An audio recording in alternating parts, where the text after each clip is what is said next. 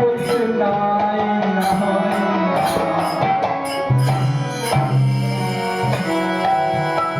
গোপালের মধ্যে কি এমন অমূল্য সম্পদ নেই যার জন্য গোপাল স্থায়িত্ব মৃত বলে পড়ে রয়েছে। ভক্তমন্ডলী, ভক্তিমতী মা,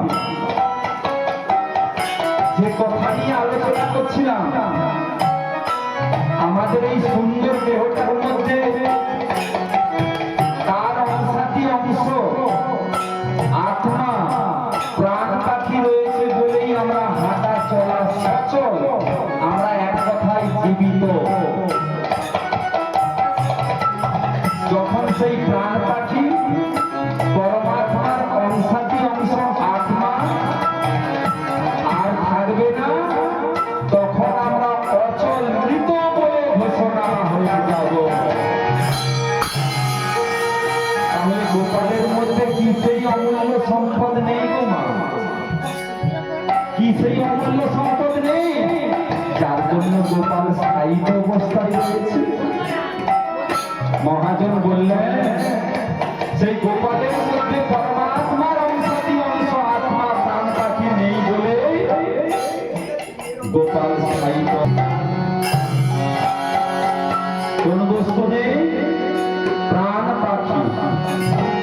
যে প্রাণ পাখির জন্য আমাদের এত ক্ষমতা, আপনি এখানে আসতে পেরেছেন, আবার এখান থেকে যেতে পারবেন। এ বিষয়ে লালন ফকির একটা গান গিয়েছিলেন, সেই গানটা কি গাইলে বুঝতে পারবে। ও সে খাঁচা ভেতর অতি পাখি কেমনে আসে যা